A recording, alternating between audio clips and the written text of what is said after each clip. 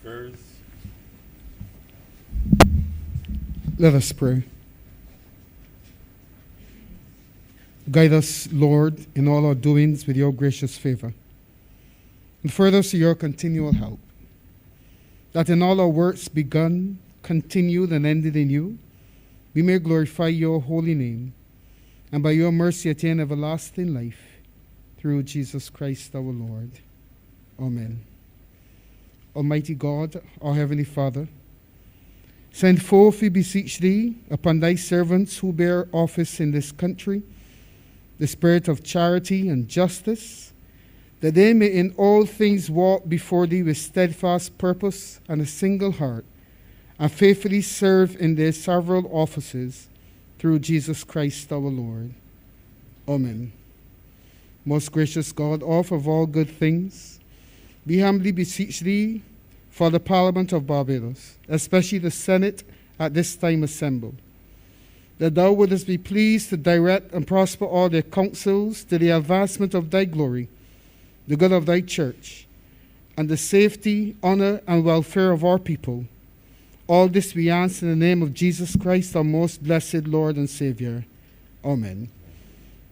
The Lord's Prayer. Our Father, who art in heaven, hallowed be thy name. Thy kingdom come. Thy will be done on earth as it is in heaven.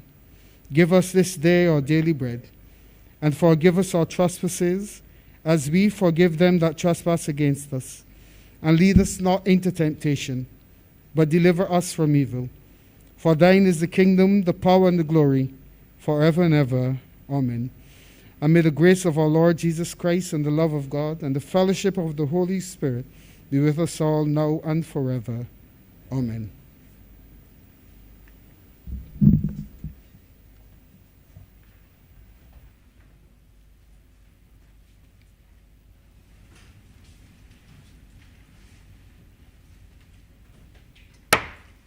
Senate is in session.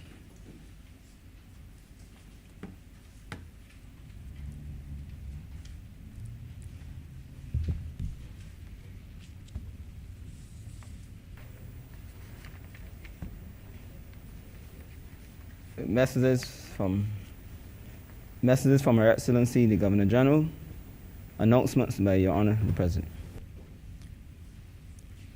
I received the minutes of our meeting held on Friday, June 25th, 2021, available for confirmation. Senator. Mr. President, I beg to move that the minutes of Friday, June 25th, 2021 be confirmed. The question is that the minutes of our meeting held on Friday, June 25th, 2021 be confirmed. Those honourable senators in favour, please say aye. Those against, please say no. I think the ayes have it. The minutes stand confirmed. Further announcements have excuses for lateness from Senator Grant, Senator Boyce, Senator... that is obviously being overtaken by subsequent events. Welcome, Senator Grant. But thanks for giving us the heads up that you might have been late. So Senator Boyce and Senator Walcott will be late, and an excuse of absence from Senator Moore.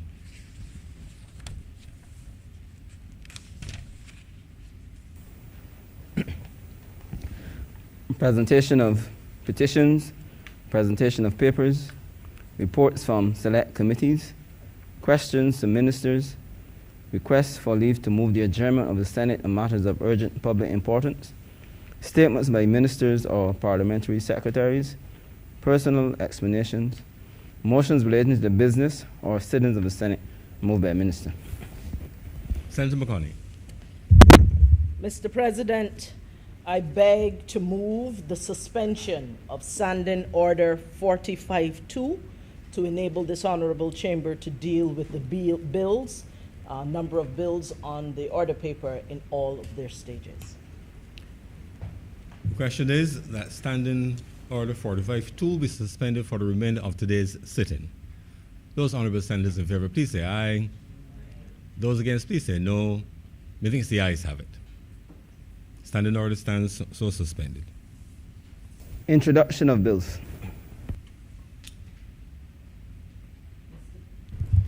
Senator McCartney. Mr. President, I beg to give notice of the Defense Amendment Bill 2021 of the Grantley Adams International, sorry, one second.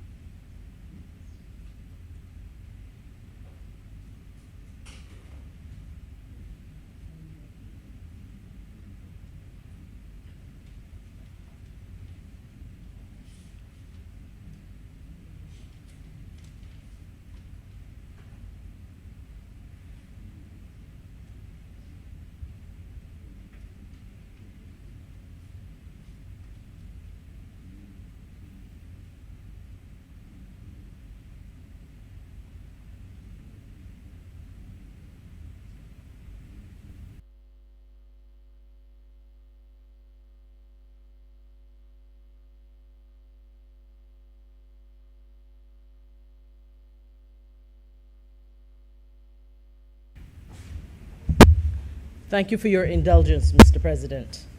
I beg to give notice of the Defense Amendment Bill 2021.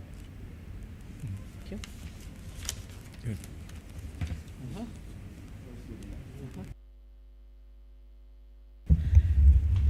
Mr. President, I beg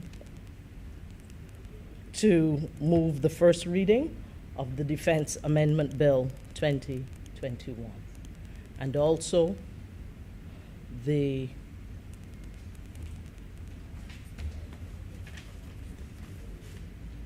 Grantley Adams International Airport Transfer of Management and Vesting of Assets.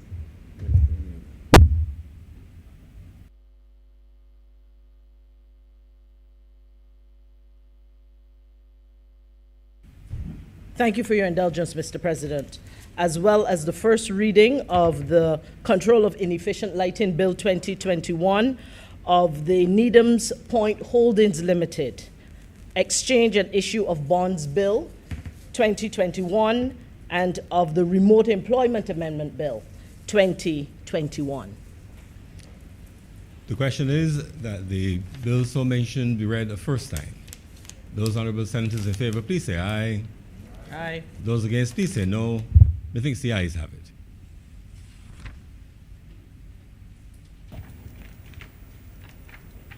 Public business, sir. Public business is now the order of the day. Order number 4, sir. Order number 4. In the name of the Honourable Minister of Tourism and International Transport, to move the second reading of the Remote Employment Amendment Bill 2021. Senator Cummings. Thank you very much, Mr. President. I rise on this occasion to introduce the bill for it's entitled the Grantley Adams International Airport Transfer and Management of Vesting of Assets. Remote? Did I use the Grantley Adams? No, I said remote. Okay, gotcha.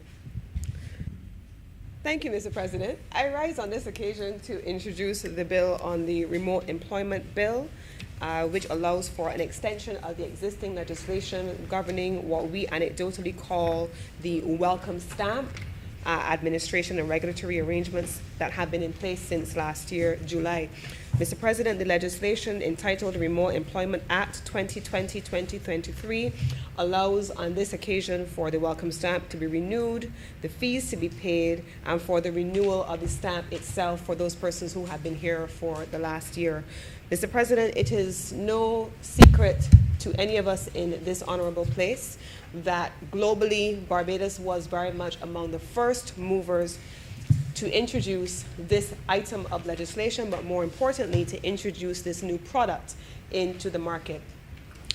In comments just recently, Mr. President, I spoke in great detail about the implosion over the last 15 months as a result of the COVID-19 pandemic, the implosion in the short stay arrivals for the tourism sector, the impact that this has had on the domestic economy, and the implications as a consequence, Mr. President, for our economic development. What this means, Mr. President, is that at the onset of the pandemic early last year, the government of Barbados made the determination that there was a need, if we were to use the terminology that has become common when we're talking about tourism, to diversify even within the tourism sector away from pure short stay arrivals into long stay arrivals. But more importantly, Mr. President, in the context of a global pandemic, we found ourselves dealing with a situation where many of our partners, many of our major source markets in particular, were dealing with lockdowns, they were dealing with high infection rates, they were dealing with surging COVID numbers, they were dealing simultaneously with closures and high death rates, and as a result, there were any number of concerns about where in the world could I find to spend and pass this time. We all found, I think certainly those of us who are in public life here in Barbados, that wherever we were, whether we were in our cars, if we were in our homes, if we were in our offices, we were in work mode at all times because we were behind our computers. And equally so, those who took advantage of the welcome stamp made a determination that COVID rates notwithstanding, infection rates notwithstanding, death rates notwithstanding, and lockdowns notwithstanding, they could work from anywhere in the world. And many of them chose to work from Barbados. Mr. President, over the course of the period up until July, approximately 4,800 persons, global citizens, all of them, chose to work from Barbados. That netted Barbados approximately $8 million in fees being generated under the auspices of the welcome stamp. Now, we as a government, notwithstanding the lockdowns of our own, notwithstanding that we could not have anticipated that the COVID pandemic would have mutated, not the virus itself, but the pandemic would have mutated over multiple incarnations over the last 18 months. We could not have anticipated that we would have been affected by a volcano that we did not have, and that we would have been affected by a hurricane that was a tropical storm before us, became a hurricane to hit us, and remained a tropical storm ever since it struck Barbados 2 Fridays ago. We nonetheless had a number of welcome stampers who rode those events out here in Barbados with us. They became part of our families, they became part of our Barbadian architecture, and they became a part of our resilience. They have been among those, Mr. President, that have been bombarding us to say, we have seen this little island go through all kinds of things. When we left where we were and we came to Barbados, we didn't anticipate any of these things either, aside from COVID-19. But we are so proud of the choice that we made because of the way Barbados has handled it. We had an airport closure, for example, Mr. President, where many of the welcome stampers were either meant to travel in or their families meant to travel out, and they stayed here and they were comfortable despite the challenges that were being faced. They rode out the hurricane with us, Mr. President. And perhaps one of the most important and telling stories of those who are among the welcome stamp community is that beyond the 4,800 who chose to stay here for a year, there are any number, Mr. President, of other welcome stampers who came to Barbados and said, you know, let me try this place which I've never been to before for 3 months. Let me try this place for 6 months. And they came, they stayed, they liked it, and they applied for the welcome stamp even before they made the decision to leave their country, or well, after they made the decision to leave their country. There are people, Mr. President, who I've met who have lived in a country, well, 6 countries over the last 7 years. They have made it their life's work and their life's business to travel around the world and to work remotely. They have been among those who have called Barbados home. There have been families, husbands and wives, children, who have come to Barbados and they have enrolled in our schools, they have gone to our churches, they've gone to our supermarkets, they send us photos sometimes of interesting products that they find in the supermarket, because they have become a part of the community that we call Barbados. They have been among those, Mr. President, aside from those who are in demand on the outside of Barbados, who have precipitated the need for not just the extension of this bill, but for the embracing of this product as a long stay, not a long stay visitor, but a long stay in the architecture of our tourism diversification, Mr. President. And I want to take a few minutes to share the forward trajectory for the mechanism that is the welcome stamp beyond this legislation, which, as I said before, will expire on the 30th.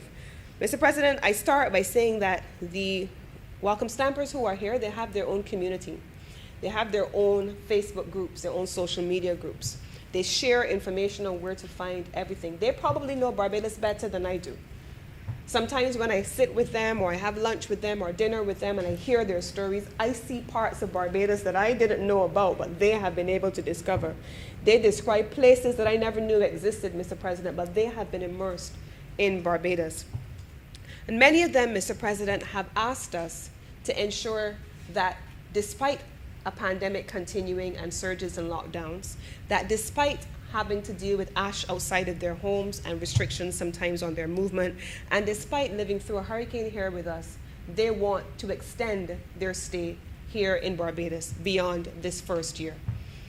Their stay expires on the 30th of this month, Mr. President, and they want to be in a position to say to their families that their children can enroll in school when the September term begins.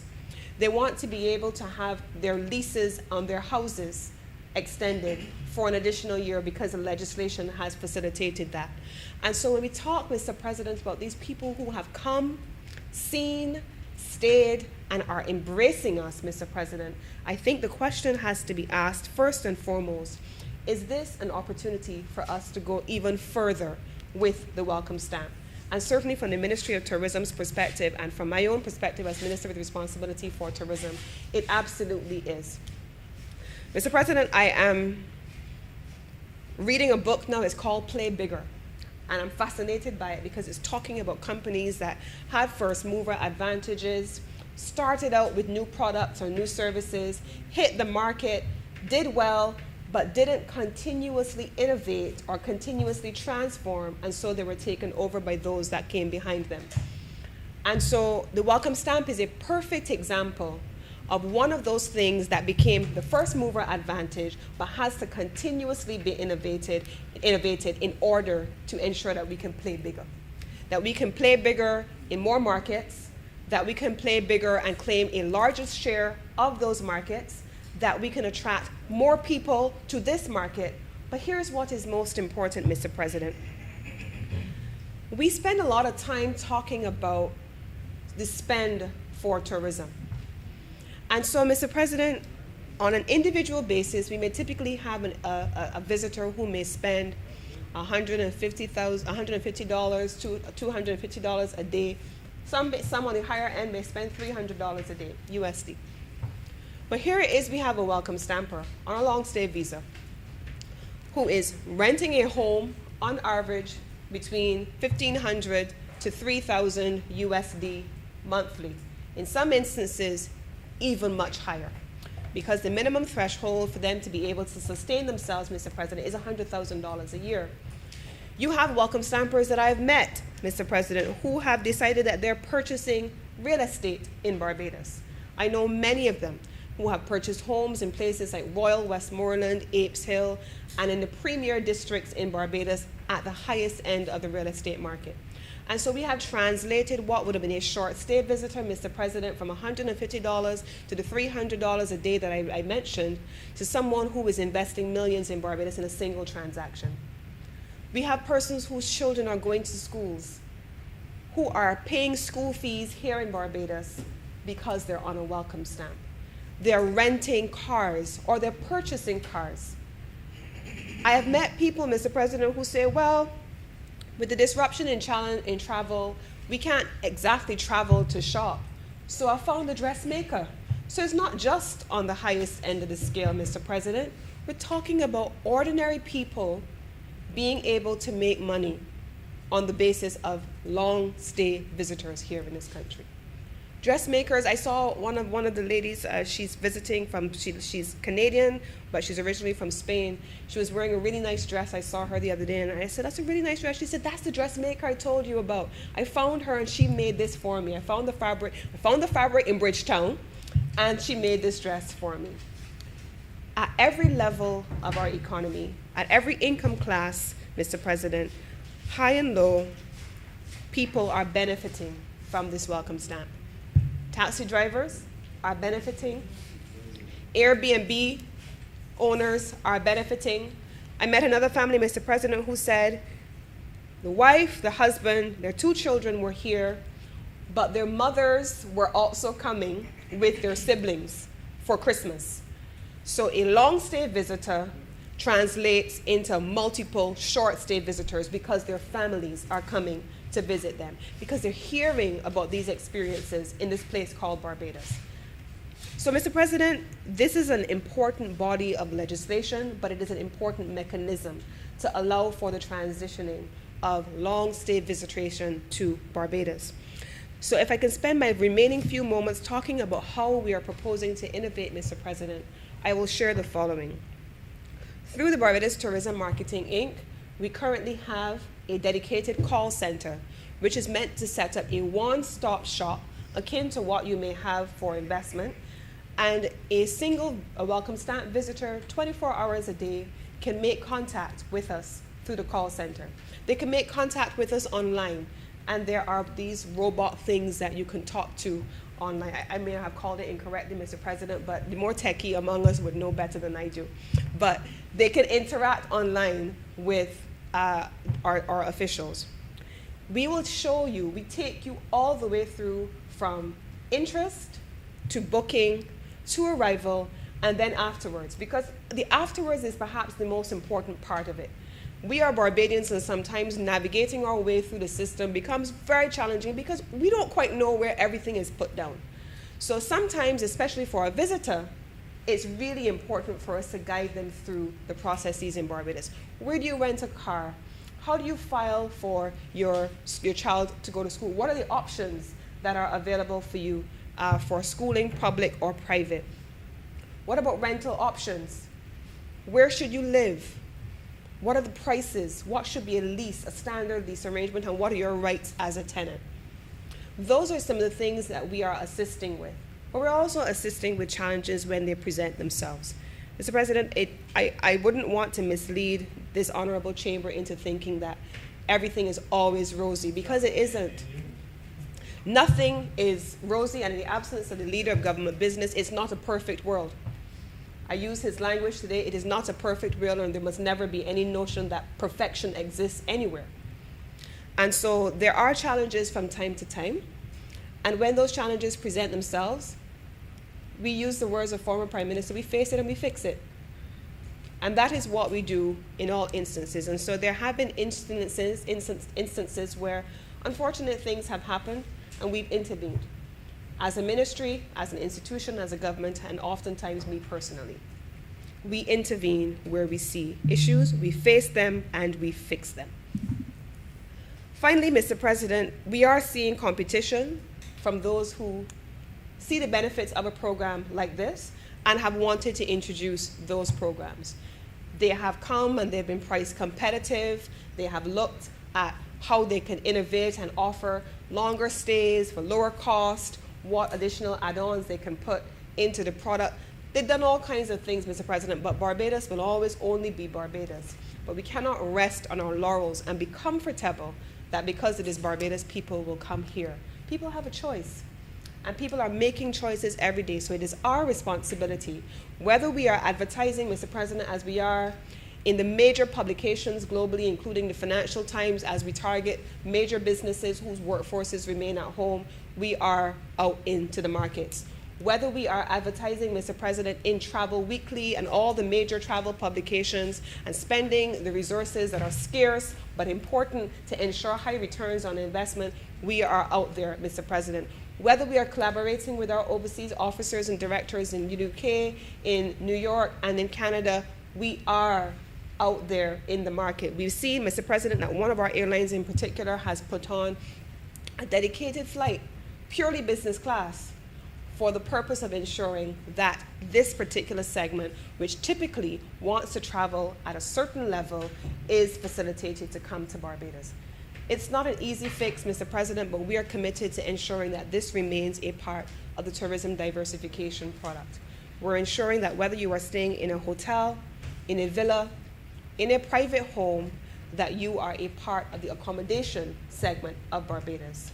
We're ensuring, Mr. President, that small and medium-sized enterprises have an opportunity to earn as a result of the presence of this cadre of person, Mr. President, because this is with us to stay. And I'm hopeful, Mr. President, that as we recognize the merits of this program, even in an environment of challenge, that we would see what others have seen in us: resilience, confidence, a place to live and to be despite challenges, and finding challenges where they are, fixing them, but loving Barbados nonetheless enough to want to stay here. And with these few words, Mr. President, I commend this bill to this honorable chamber. Move the second reading.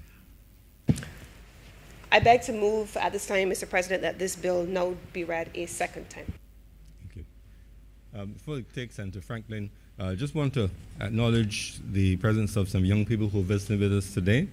They visited the House of Assembly yesterday, and they're with us in the Senate today. Terrell Jokes, Samar Doyle, and Kai Allman.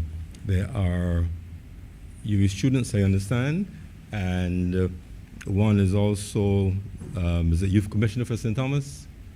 Correct. So, welcome. And I believe that's a perfect segue for Senator Franklin, a gentleman of St. Thomas. Some may say the governor of St. Thomas. But a man from the true heart of Barbados, St. Thomas, to make his contribution. Senator Franklin. But welcome our young people, and I've asked them to join us downstairs for lunch as well, if they are able to do so. I hope you enjoy and find your presence in the Senate useful this morning. Senator Franklin. Sir, thank you very much. And I'd also like to welcome the students to our chamber.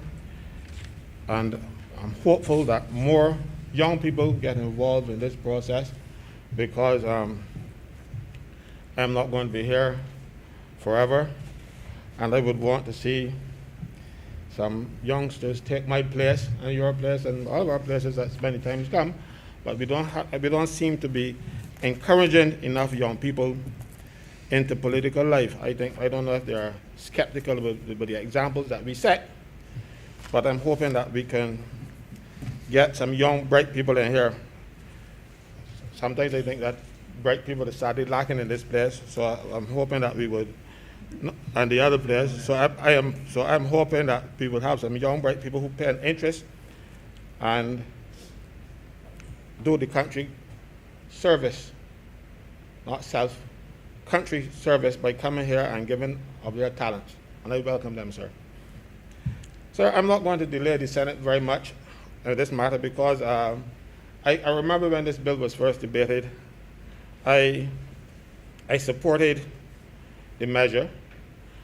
I thought the government was a bit offering it a bit too cheaply, but that was the government's call, and I complimented the government on its initiative back then. And I'm happy that it worked out, because I don't often compliment this government, because I don't find very many things to compliment them about. But this is one initiative that that is worthwhile. So, and I was very upset when I saw government taking policies that would have scuttled it. I'm not going to rehash the debacle that we had in December, end of December, beginning of January, when we allowed people into Barbados prematurely, and we had a flare-up, and they were saying, oh, these welcome people will not come, or they will leave, but they stayed. And I'm grateful. I'm grateful to them, and I'm happy for the contribution that they have been making. Sir, because look, we have unemployment over 30% in Barbados. How many people tell you in the newspapers or whatever? It's over 30%. Because when you look at the amount of people who went home from tourism, unless tourism industry is employing 2 or 3% of the workforce in Barbados, that's the only way we can have such low numbers in unemployment. We had a massive layoff in the tourism sector. So our numbers cannot be this low. I don't care what anybody tell me. Unless you are saying, well, they were off for too long, so they're not looking for jobs, so we're not counting them. And then we have people in Barbados who are getting 2 days a week.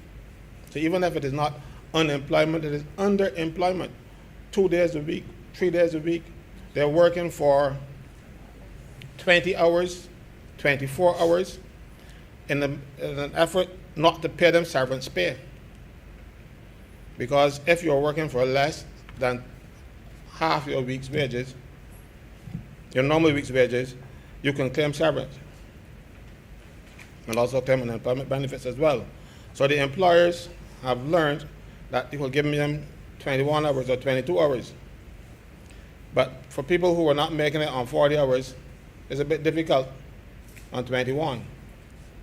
Some of them would have been better off at unemployment benefits, but then the unemployment benefits stopped at 6 months, and the government did not have the foresight, like the last administration, when there were massive layoffs, to increase the time for drawing unemployment benefits. You had 6 months, 26 weeks. The last administration, under Mr. Stewart, they extended the unemployment benefits for up to 40 weeks.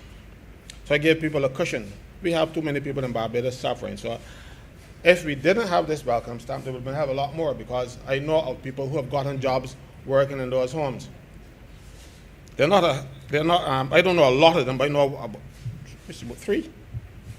And that is 3 that have been on the breadline. So I'm happy that it worked out. I remember a Canadian MP coming to Barbados, and he came to vacation in Barbados, and he got caught. And he had to face some sort of protest in Canada. But his reasoning was that Barbados was the safest place on earth because we didn't have any high COVID rates. And government then made sure we did. And I said I'm grateful that the people stayed. They stayed the course. I like that. They stayed the course, and they have now become part of the Barbadian family. Some of them have actually, with all the restrictions in place, they still find time to see some of Barbados and integrate into Barbados. So I'm happy that it worked out, and I cannot say enough that the government has done a good thing. You know, I know you will say, well, Caswell complimented us on it, and he doesn't usually do that. But I say, when the government does something good, I say so. And I wish that you would I wish I could say so more often. Sir? So as I said, sir, I could not allow this opportunity to pass without saying to the people who've come to help this country economy to rebound. Well, it is not bounding fast, it's come back. To help this country, that the government is grateful, the opposition is grateful, the people of Barbados generally are grateful for their presence and happy for them. But, sir, I must sound a warning. You know me, I have to always sound a warning. Visitors can be very fickle, especially when it comes to crime. Government, police, whoever is responsible needs to do something about the crime situation in Barbados. Every day I hear reports and getting WhatsApp messages that turn in my stomach with people being brutally assaulted, murdered. Just a couple of days ago, I am at home. I heard a little ping on my phone. I looked down. somebody sending me gruesome pictures. I wish they wouldn't send them. My stomach is not that strong.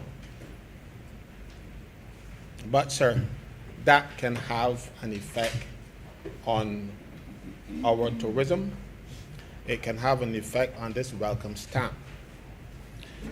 And government must put more resources behind the police so that the police can be proactive and be out there in their numbers to insist that people behave, and they said protect, serve, and reassure. Then we need some reassurance. Not only for the tourists, but for us as well. For us too. But it is not going to happen with just pure talk. And by naming 2 deputy commissioners and that kind of stuff, you need more. You need boots on the ground. I had planned to come here and talk about that in the Defense Force bill, but that will come in next time. Because we need to have more police officers, and we need to pay them better. Right now, the problem with the police force is that they don't have the numbers. There are the vacancies, but they don't have the numbers. And they can't get the numbers because the quality of people that the police are looking for, the police are setting standards a bit high, too high, in my estimation. And as a result, too many people cannot get into the force. You see what's happening here? Policemen are not recruited from Mars. They are recruited from among the people in Barbados that we grew up with and we find. So if you have difficulties with them, we have problems with our brand for our people, our young people. So we got to look at that and to give people second chances. The police go into districts and ask people if a fellow is bad behave. And if that answer is yes, they're not necessarily criminal. It might just be youthful exuberance, but somebody don't like it, and he don't make it in the police force. And the police force might have lost a good person, because I went to school with some fellows who I always thought would have gone to jail, hanged or something. I know these fellows wanted a priest. I couldn't believe it when they saw him. So people change. Not that school. So we need to give people, especially the young people, who are willing to get in the police force. And then also the qualification requirements for the police force a bit more stringent. And people might say, look, the police force is paramilitary. I was military, and I understand how military works. And when you're recruiting people for the military, all you want to make sure the fellow is literate, good character, and then you will teach him everything that he needs to know.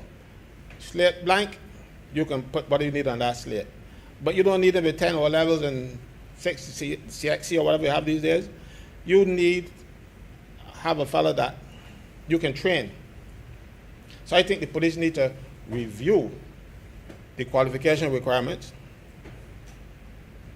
to allow other people to come in, because you can be a special constable without all that qualification, and then eventually go into the police force. Right? Why not let fellas get into the police force with the same qualifications that you have as a special constable? Give him the training. We had policemen who were excellent officers who never set foot in secondary school. But they did the police subjects that they were taught, and they went through and trained, and they became very good policemen. Then some of them turned around and went became lawyers. You shouldn't cut off people at that young age. You need to give people more opportunities to develop. I know I strayed a bit from the welcome stamp thing, but I wanted to say that too, because it is critical that if we are going to maintain a good tourism product, we have to have safety in this country. Yeah, you will have the odd fellow here doing things, that is expected. But we are not having odd now. It is odd when we don't have crime, when we don't have serious crime. And that is the problem we're having. Yeah. People are bold. No one time when you see the police used to run. But run police now. Because he can't beg any police run. So we are putting, and I talk about the police, we are putting police out there at risk of their lives with these people. You've got to clamp down. I remember seeing and hearing some time ago that the guns were coming in and they were coming in on fishing boats and they got some lashes for it. But, I got some support outside of here because we have scanners in the port. It's not easy to get things through the port now, but they're getting in here. These guns are getting in. Right? It is easy. And my officers and customs are doing a remarkable job keeping them out. But they're getting through. So they're not getting through the port. They're not getting through the airport. They have to get in somewhere because we don't make guns in Barbados. And all of those things will have effect on the tourism product, on the welcome stamp, on any other product that we have. We need to wrestle this thing to the ground. And we need also, we have a lot of judges now, deal with them swiftly. I see we had some nonsense in with one of the unions here the other day and filed a case one day, heard the next, and give a decision the night. We want justice like this, swift justice too. We want swift justice. We want these people off the street. We don't want them being put on bail because they were in jail too long, and the judge is saying, man, it's unfair to keep in jail too long. After all, the man is innocent until proven guilty.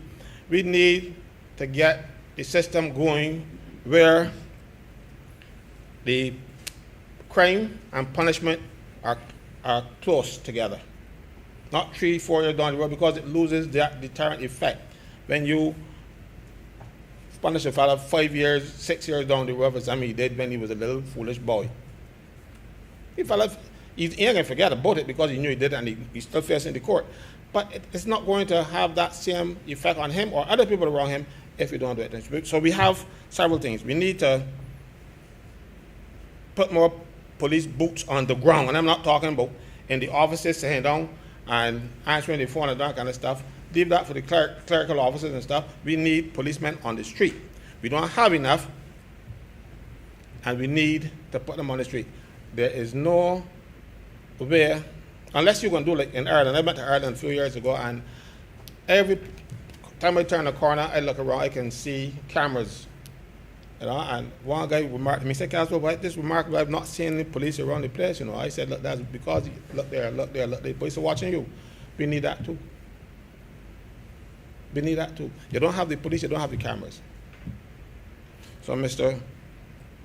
President, I don't know if I'm venting a lot because you people don't allow me to speak too often because you don't hold the Senate regular, so I got a chance to talk about everything. So that's probably why I am going so wide and varied about a lot of these things, but I'm going to come home. Please do, Senator Franklin. I'm going to come home. I've given you lots of runway. I'm going to come home, sir, and I'm going to repeat what I said in the beginning, that I compliment the government on this welcome stamp program. It isn't often that I can compliment them, but when I can, I will. It is, and it has worked out, and I'm very happy, and I wish that the government has my support in this regard. I'm much obliged to you, sir. Thank you, Senator Franklin. Senator Grant.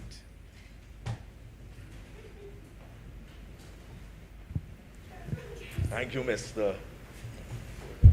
President. I don't intend to be very long in my submission, but to give my full support to this bill which is before this Honourable Chamber. There can be no doubt of the significant challenges we have had as a country, specifically as it relates to tourism. I don't have to go over, Mr. President, the fact of what the implications of COVID-19, what that has meant. I don't have to speak to the different lockdowns that we had and the curfews and the impact that that would have had on revenues. I would have spoken to those issues before in this honorable chamber. And I believe, Mr. President, that coming up with a program such as the Welcome Stamp is one that is very positive, very welcome certainly by the Barbados Hotel and Tourism Association, and I believe supported by many other organizations and individuals as well. The impact on our economy due to COVID-19 and due to the fallout from tourism has been severe. I've spoken to this before. We are seeing some signs of recovery. In 2020, we would have had occupancy going as low, I believe, as 4.7%. For the months of February to June, occupancy in hotels has been between 15 to 20%. And we have seen some improvement in revenues as well. But sir, with respect to the revenues, you're looking at between maybe 10 to 15% of what it would have been in 2019. So there's still a long way that we have to go. But this kind of program is able to demonstrate the confidence that persons have in us as a country. And I want to say, sir, that we need as Barbadians as well to have that confidence in ourselves. Because this is a time when COVID-19 is impacting on all countries around the world. And yet, persons are willing to leave their country and to come to Barbados and to work.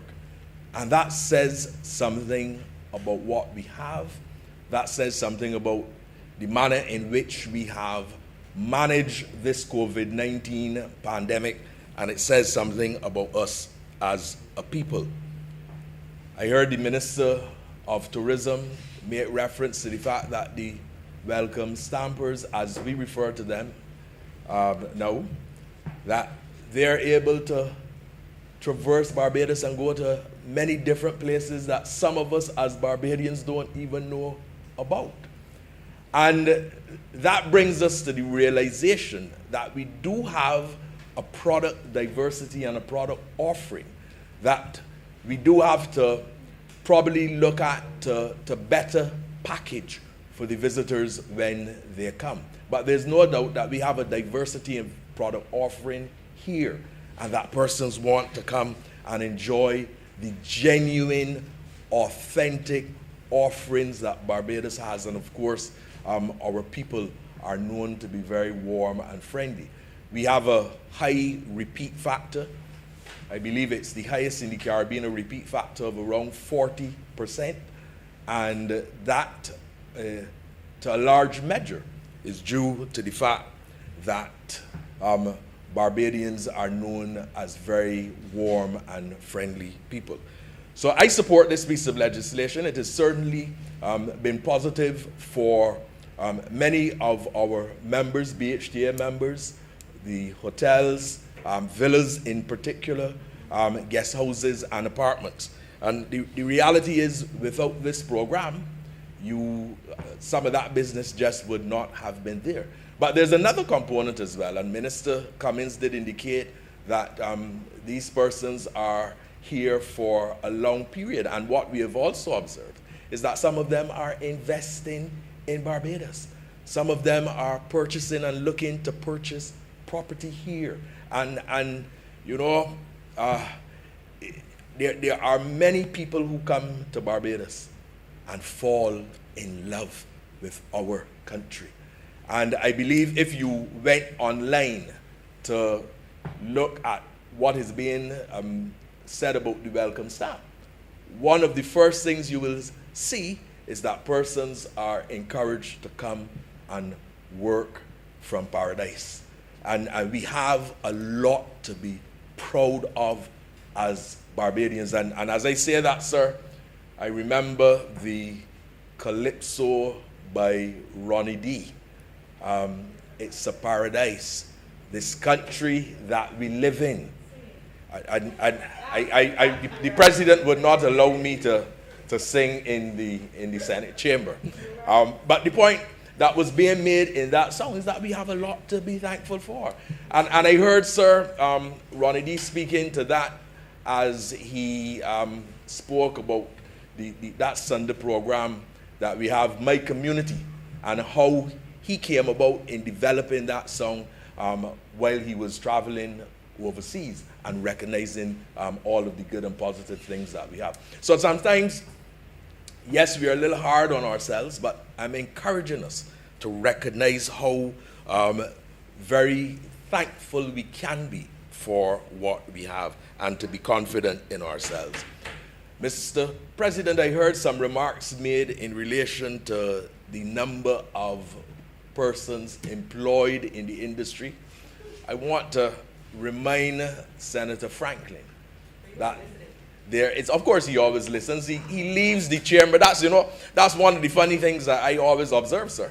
That he leaves the chamber, but if you ask him what I say, he can tell you every word verbatim because he does listen. So wherever he may be, I want to say that there's a program known as the BEST program, the Barbados Employment and Sustainable Transformation Program. And the focus of that program, sir, has been to ensure that persons are continued to be employed in the industry and to ensure that there's a transformational element as well. And the number of companies participating in the program, that number has been increasing. There have been recently some adjustments to the program, and I leave that to the Minister of Tourism to speak to specifically, but there have been some adjustments. And the reality is this, that as Minister Cummins quite rightly indicated, nothing is perfect, and there will be times when you will need to make adjustments, but the objective of that program is very important. I'm also able, sir, to report that many of the hotels not participating in the program have, however, found the mechanism to re-engage their workers because there is the recognition that this pandemic has been impacting severely on the workers, and many of our members are very concerned as to what is happening not only with the workers but with their families as well. So there's a commitment coming from the Barbados Hotel and Tourism Association to continue to work with government to ensure that we are able to continue to keep persons employed. I want to say as well, sir, that there is an element relating to the seasonal worker, because the truth is that the way the industry functions is that during the winter period, you generally find that you need to have a lot more workers, and in the hotels, for example, you will find that there are a lot of seasonal workers that are brought in during the winter period. Of course, when you have occupancy that is 15 and 20%, although the occupancy, as I said, is projected to be better for the months of July, August, and September, the projection is 32% for October, it is 40% for November, 54%, and December, 55%. Those are the projections, but we are expecting that as long as things continue as they are, because the point has to be reinforced as well that we are very much as a tourism country.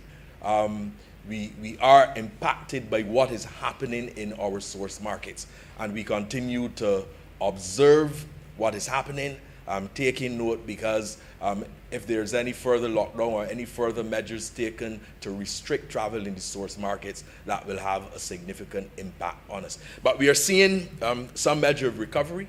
We are expecting that by the winter, we will see occupancy in excess of 50%. When Barbados was put on the green list, instantaneously, Mr. President, bookings increase. My members were informing me that literally as it was announced, they were seeing increase in bookings. And that is very positive for us. What it demonstrates is what our partners have been telling us, that Barbados is still the #1 selling destination in the Caribbean. And again, it says something about us. Mr. President, I want to speak very briefly to the issue raised of crime. And I want to go a step further than Senator Franklin. And while no one can deny the need for government to provide the resources to the Royal Barbados Police Force, I also think that it is important for Barbadian businesses to give their support in a very tangible and real way to the Royal Barbados Police Force as well. Recently, there was a leadership training program that took place at the Hilton Hotel. It involved 2 senior police officers from the Durham Constabulary in the UK. And they were selected, sir, because the size of the area that they are responsible for, I think they communicated that is for about 700,000 persons, all right? But the size of their force is less than that of what we have in Barbados. And the objective was to ensure that you are able to utilize the best practices. They use a lot of technology, and they were able to strategize. And therefore, what happened was that a number of officers from the Royal Barbados Police Force received training at the Hilton Hotel, and then you're going to have some officers actually leave Barbados and go to Durham to actually function and to participate there. And I mentioned that, sir, because that was supported by the Barbados Hotel and Tourism Association, and also by the Tourism Development Corporation. And I want to encourage businesses in Barbados to give their support. Of course, sir, the BHDA and the TDC would have supported facilitating for the Royal Barbados Police Force CCTV cameras. Hundreds of thousands of dollars in support of CCTV cameras, of segways, of providing beach uniforms. And we're in the process now, sir, of speaking with the leadership of the Royal Barbados Police Force about giving more support. But I want to use this opportunity to encourage other businesses as well to come on board and support the Royal Barbados Police Force. I believe that that is very important. Yes, we still have a tourism liaison officer, and there is a very good relationship between that officer and the tourism industry, and there's good assistance provided there, and also through the Barbados Tourism Marketing Inc. as well. So, Mr. President, I just wanted to lend my voice in support of this piece of legislation. I believe that it is very important that we support this and that the welcome stamp continues, and that we continue to focus and pay attention so that we are able to expand the number of persons who come and participate in this welcome stamp. And sir, with those few words, I am obliged to you. Thank you, Senator Grant. Senator Dr. Rogers. Thank you very much, Mr. President. Good morning, colleagues. Afternoon. I rise briefly just to lend my support to this piece of legislation. As we all know, the country has been going through a very difficult time for the last year and a half, and it is always easy to point out what is going wrong when the chips are down. But I think it is incumbent upon us as well to commend that which is going well. And the mere objects and reasons of this bill says it all. The bill would amend the Remote Employment Act 2020 to 2023 to provide for Barbados Welcome Stamp to be renewed. And that says it all. It means that not only has the project been successful, but we have managed to create an environment in which people feel comfortable enough to stay longer. And the government should be commended for the work they've done, the guidance they've offered, the innovation that they've had in bringing this to fruition. But I also wish to commend the people of Barbados, because each person has had to work to provide the type of environment that people will feel comfortable in. I've said it before that we have been very responsive to the calls from our health authorities, and I encourage all Barbadians to continue to do so. We're not out of the woods. The pandemic is still raging in our world, and we have to keep our guards up.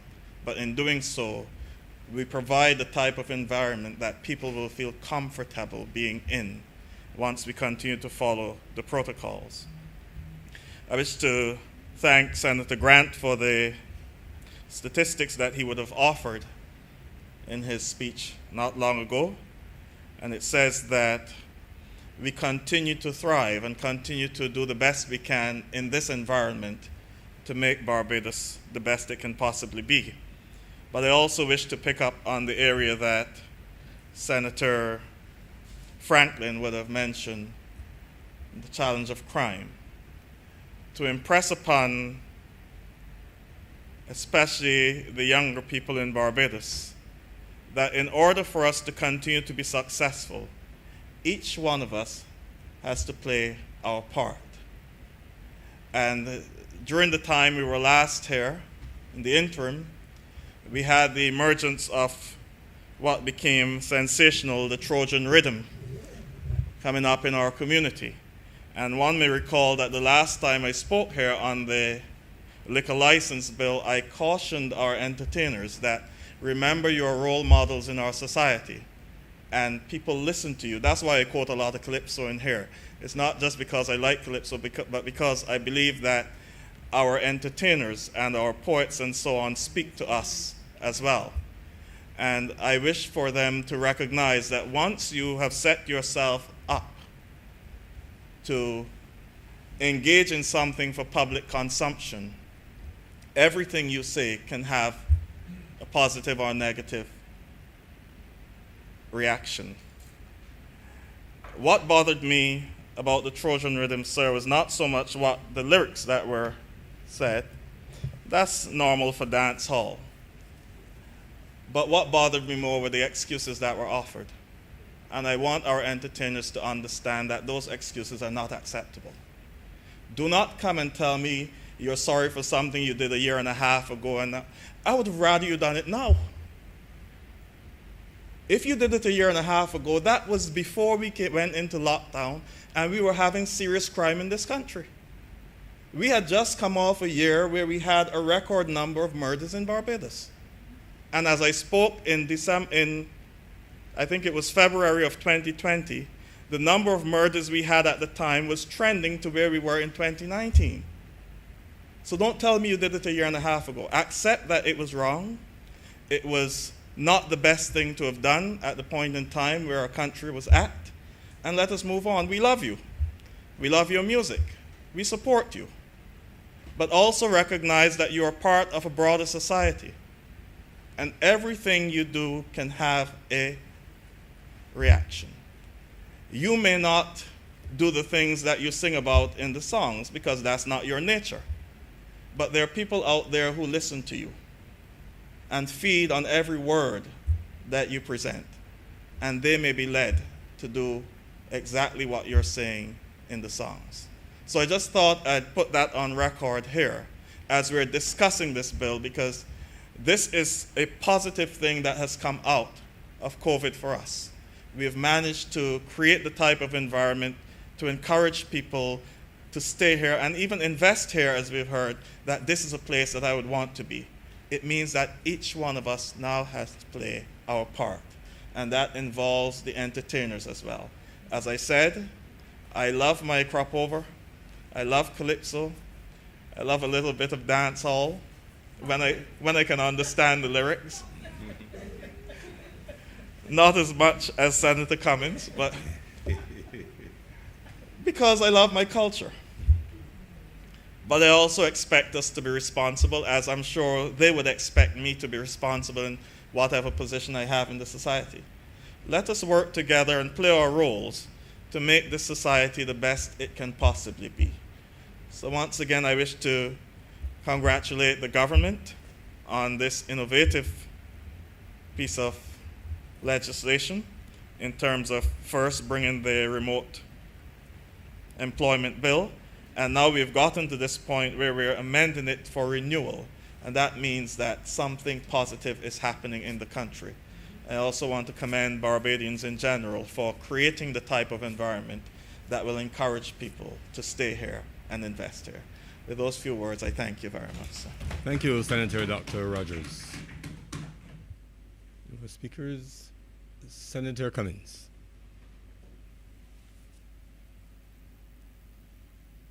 Thank you very much, Mr. President. I wish to express my appreciation to the colleagues who have spoken in support of the bill. I wish to perhaps take a moment to respond to some of the points that were raised by my colleagues. And perhaps a good place to start is with my friend, Senator Franklin, who I'm hoping he's hearing me wherever he is in the Honourable Chamber. But I expect to see him walking back through the door momentarily or very soon. But that notwithstanding, Mr. President, I think my memory may be failing me, but I don't remember on that occasion my colleague supporting the bill. If memory serves me well, I recall that he spent the entire time speaking on the legislation and whether or not it was a backdoor attempt to introduce other elements into the debate. But I don't recall that he actually found the time to support the bill. He's a lot more comfortable critiquing these matters. I also want to join him, however, on one of those rare occasions where I agreed with him on the importance of bringing young people and bright young people, like our guests who are with us today. And I, in particular, I'm not going to miss the opportunity of being on the floor and having control of the microphone to welcome my young cousin, Kai Ullman, who is among those behind us, who I remember taking as a then almost 18-year-old to the Barbados Labour Party's Tweedside Road Youth Rally, and he was not yet able to vote at the time, but he was so actively interested in politics and in engagement that he was with us nonetheless. And on that night, I remember introducing him to the then president of the Barbados Labour Party League of Young Socialists, who brought him in and has never let him go since then, as the very definition of bright young people who are being brought into leadership. And I think that's the benefit of being part of a mass-based political party.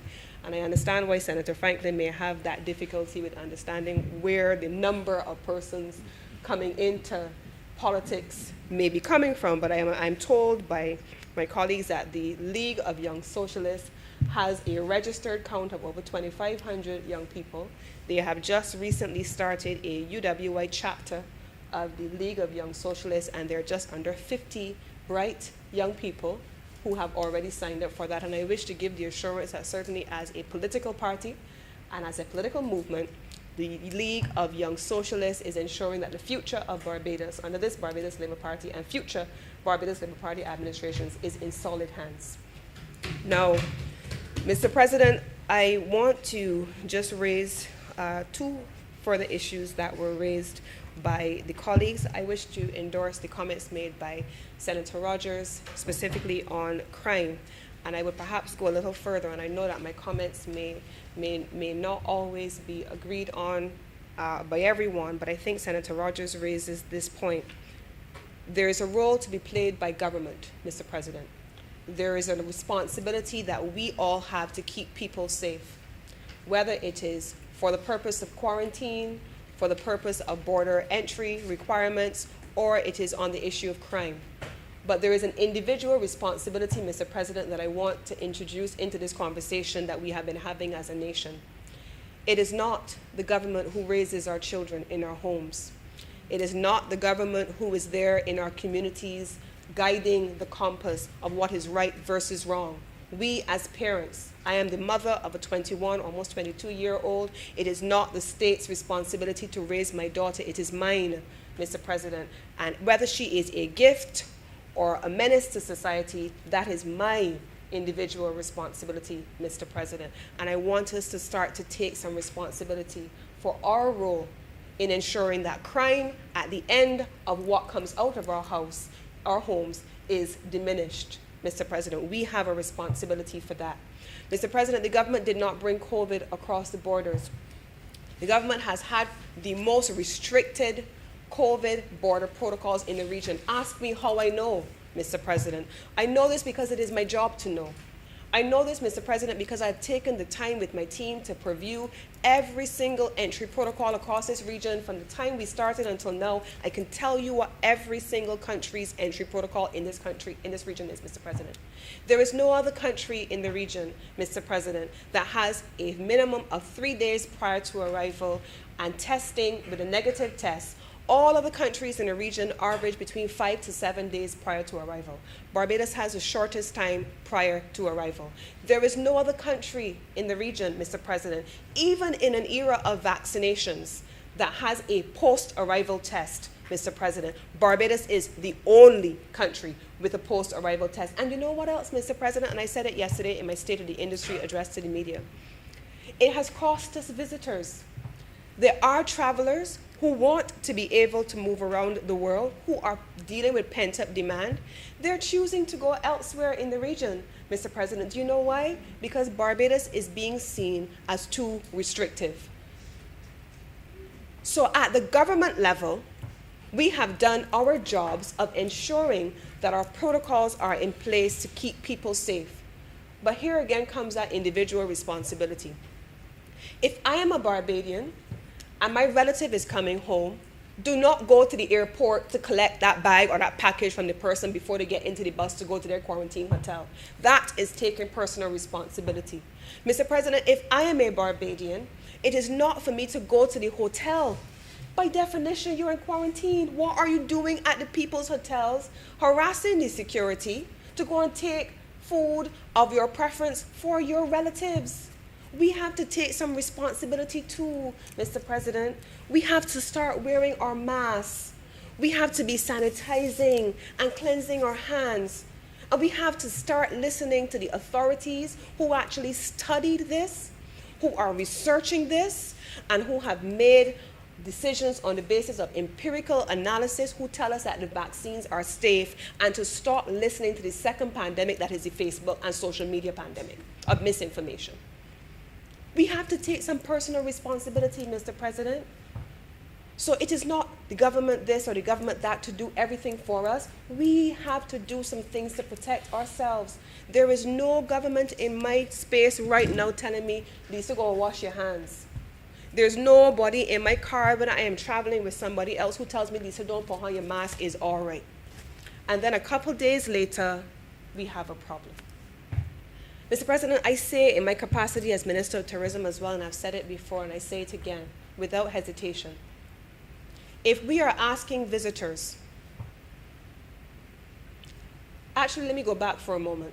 In December, January, as raised by Senator Franklin, the Ministry of Health declared that we had community spread. I am not aware that despite the reduction in numbers that they have said, we no longer have community spread. Once it's declared, it's declared. That was December, January, Mr. President. Did that stop us from walking around with our masks underneath our chins? Did that stop us from seeing the COVID parties, the ash parties, the hurricane parties, all without masks? It didn't stop us from seeing any of that, Mr. President, from December until now. And so I raised the point and I'm urging, begging, pleading with us to take some personal responsibility and stop shifting responsibility for our own well-being onto everyone else. We have to do it, Mr. President. It is absolutely critical. It is actually a life and death issue at this point. And my final issue on this is a question of vaccinations. Now, it's an amazing thing that I was subjected to the public ridicule after a negative COVID test and clearance from a chief medical officer, and now I'm vaccinated, but one of the chief architects of that public ridicule has issues with vaccines, that which keeps us safe. How are we here, Mr. President? We have to treat to the question of being vaccinated. We have to treat to the question of being vaccinated based on empirical evidence. We have to allow our decisions, our actions, and how we treat others and subject others to treatment to be guided by empirical analysis and by medical and scientific knowledge.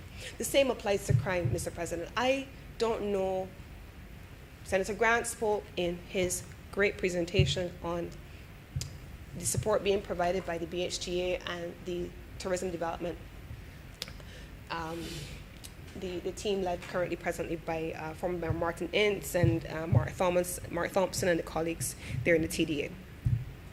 Mr. President, I have had the privilege and the strain of being among those who would at times visit with visitors who have been victims of crime.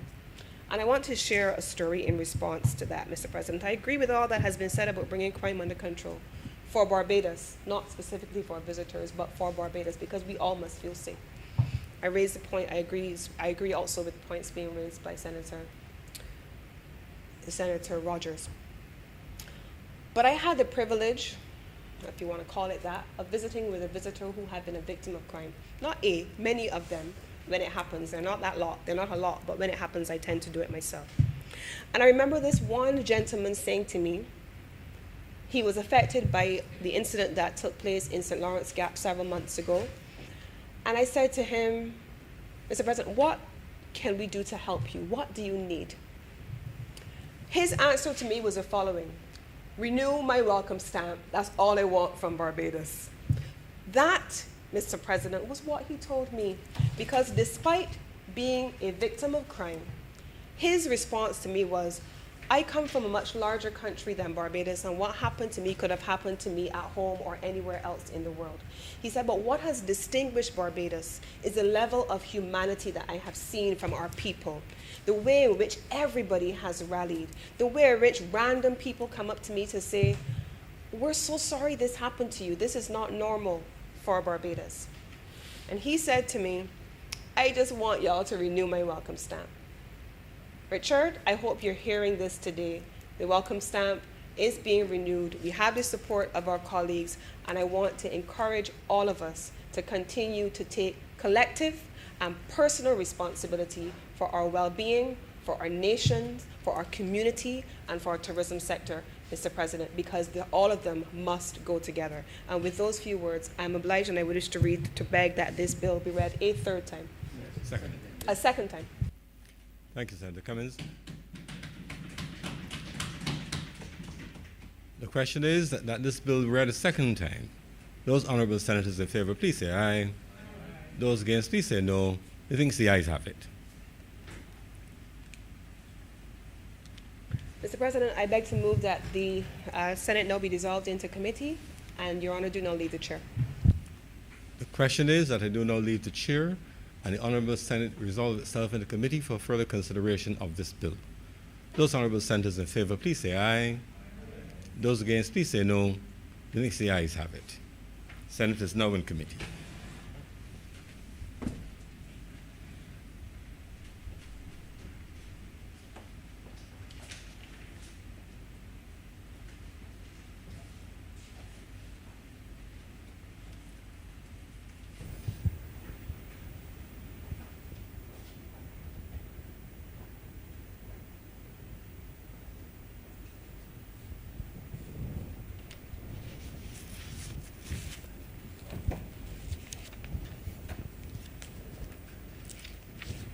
The Senate is now in committee.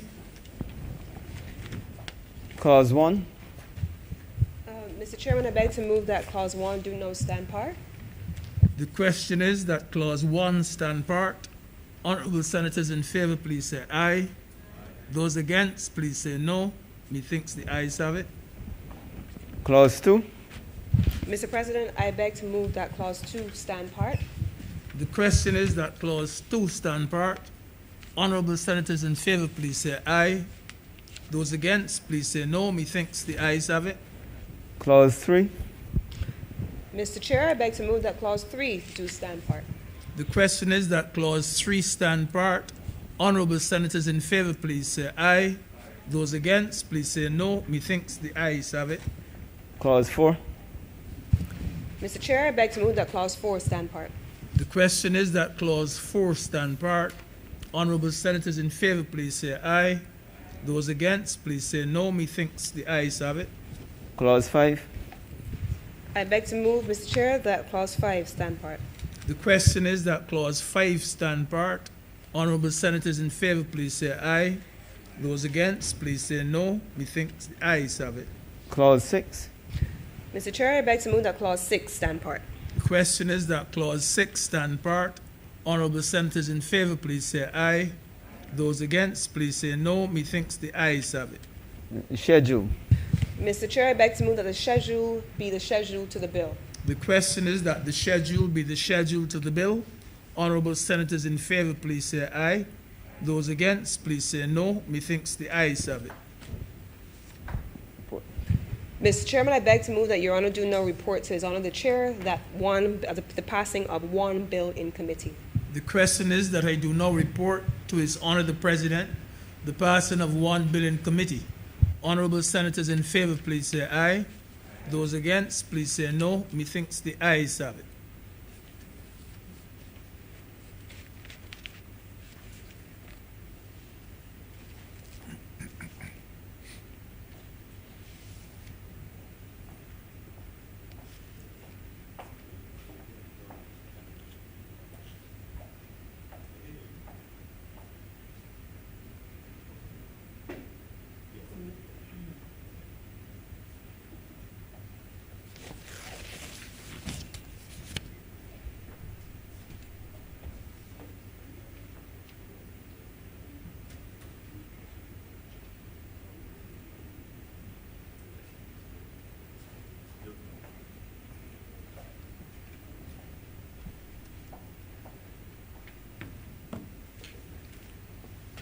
The chairman has reported to me the passing of one bill in committee.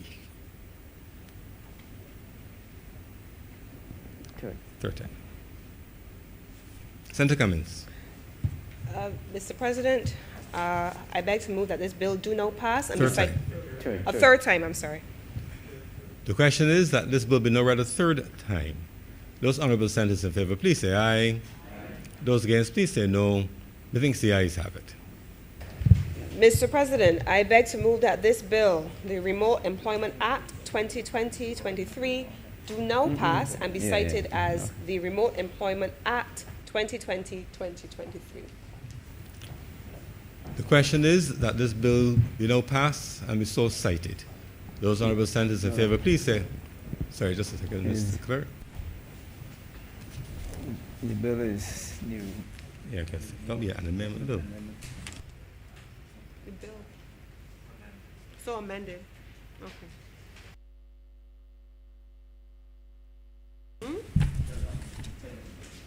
What?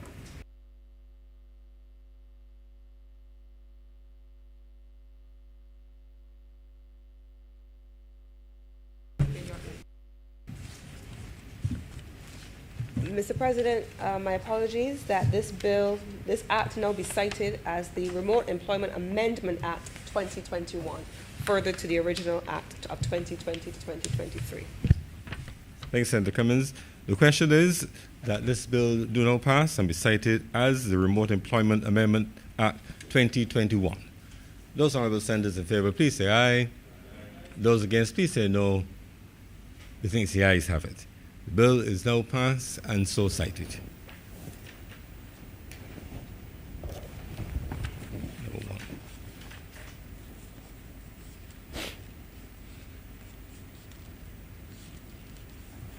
Order number 1, sir. Order number 1. In the name of the Honourable Minister of Tourism and International Transport, to move the second reading of the Grantley Adams International Airport Transfer of Management and Vesting of Assets Amendment Bill 2021.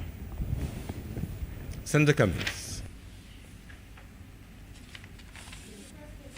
Mr. President, I rise on this occasion to speak on the legislation is here called Grantley Adams International Airport Transfer of Management and Vesting of Assets Act. Mr. President, as you know and everyone is aware, in 2019, the government of Barbados entered into an agreement with the International Financial Corporation, which is the private sector arm of the World Bank, to undertake the process of transitioning the Grantley Adams International Airport into a public-private sector partnership. I believe that on more than one occasion we have indicated that this is a beneficial relationship for Barbados, as the purpose of the concession will allow us to achieve a number of objectives, including the improvement and expansion of Gaia Inc.'s infrastructure to meet current and future demand, to provide private sector management to address and reform the operational efficiencies and inefficiencies, to improve service quality standards in line with international best practices, to enhance the passenger experience, and ultimately, Mr. President, to position Gaia Inc. as a regional, in particular, a southern regional logistics hub for the Caribbean. In addition, Mr. President, this will allow for the mobilization of private sector investment in the Grantley Adams International Airport. And I'm going to spend just a few moments speaking about the PPP, because I know it is a continued topic of discussion on which people have some interest, and I would want to take a moment to give people somewhat of an update on the status of the transaction. Mr. President, when I speak about those 6 objectives that are set out for the Grantley Adams International Airport, these things are all contained in an extensively developed transaction structure report. What are the service quality standards, Mr. President? They're not subjective, they're not driven by Barbados, but they are international. And what we've sought to do is to use a combination of the International Civil Aviation Organization, IATA, who represents the travel industry in particular, and there are annual service standards that are developed most times that will be the basis on which service standards are developed. In terms of operating efficiencies, the Grantley Adams International Airport has been a commercial state-owned enterprise, so defined under the Public Financial Management Act of Barbados, passed in 2019, and we are used to having the Grantley Adams International Airport being entirely self-funded. There has been no agency, no private sector company, perhaps except those in medical services, that have escaped the ravages of the tourism collapse as a result of COVID-19. The Grantley Adams International Airport, like most other airports in its position, has therefore not been unaffected. It means, therefore, Mr. President, that there are a number of operational issues that will therefore need to be addressed as we go into a PPP. In terms of infrastructure, Mr. President, and the mobilization of private investment, again, the Grantley Adams International Airport is a dated facility. It is not a facility that was built 2 years ago. It's been built for quite some time. Since the Grantley Adams International Airport was built, Mr. President, we have seen at least 2 new international airports built and brought into service here in the region. What is the future of the Grantley Adams International Airport? How do we mobilize private investment to invest in that future? And what does a Grantley Adams International Airport look like in the next 5 years, in the next 10 years, in the next 30 years, to position Barbados to meet the ambition that we have set for being a logistics hub? That is the basis on which the PPP is being developed, Mr. President, and it is on that basis, Mr. President, that we have a requirement in the documentation for a couple of documents. One, a master plan. The master plan will contain what we describe as compulsory or mandatory investment, and that is meant to be annualized over the first 5 years of the contract. Then it's meant to be spread out over the remaining lifespan of the contract, and then there are specific performance requirements for the return of the asset to the government of Barbados and the Crown. There are also performance standards that have to be developed and managed. And then thirdly, Mr. President, in terms of investment attraction, there are what we would call demand-driven investments. And those demand-driven investments, Mr. President, will be based on what the industry or what the sectors are calling for at a given time, and where there would be a return on investment for that capitalization. Those things are meant to be annualized, Mr. President, over the course of the life cycle of the concession agreement, which is for a period of potentially 30 years. Mr. President, we are giving a couple of commitments that I want to raise here today, just to be clear and to preempt some of the kinds of conversations that could evolve. The government of Barbados is committed to ensuring the protection of labor at the Grantley Adams International Airport. And despite a significant reduction, and I don't want to call it an insignificant reduction, because I don't think that certainly those of us who are numerically inclined would think that 95% of revenue year to date would be an insignificant number. What the Grantley Adams International Airport has been able to do, Mr. President, in the last year has been nothing short of commendable. With 95% of its revenue year to date gone, the Grantley Adams International Airport has still retained its labor force, as is the standard across the public sector. And it is on that basis that the government of Barbados has had from central government to transfer funds to support the Grantley Adams International Airport and to ensure that they can meet their operating costs. This is a commitment of the government of Barbados, and it will continue to be a commitment of the government of Barbados. In addition, Mr. President, we will be looking at regulatory investments, and regulatory investments including security investments. I want to spend a moment speaking about those, Mr. President, simply because they are really so critical.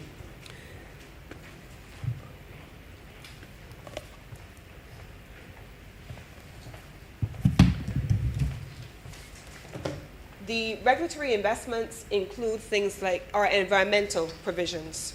What are we going to do with incineration capacity, waste disposal, water treatment, sewage? Those are all incorporated, Mr. President, under the prioritized, what we call capital expenditure in the actual project. So within the first 5 years, Mr. President, that will be the CapEx that will be prioritized, as well as the master plan mandatory CapEx. Those will be prioritized in the first 5 years of the concession. After that, Mr. President, then we start to deal with demand-driven CapEx and then optional CapEx over time. So we've structured it in a way, Mr. President, that would allow for us to be able to meet all of our international obligations, all of our performance standards, while at the same time improving operating efficiencies. Now, the purpose at this time, Mr. President, of the legislative amendment is to allow for the Gaia Inc. to take the necessary steps to enter into this concession agreement and to rationalize how contracts are transferred to the operator. I wish to make the following point clear.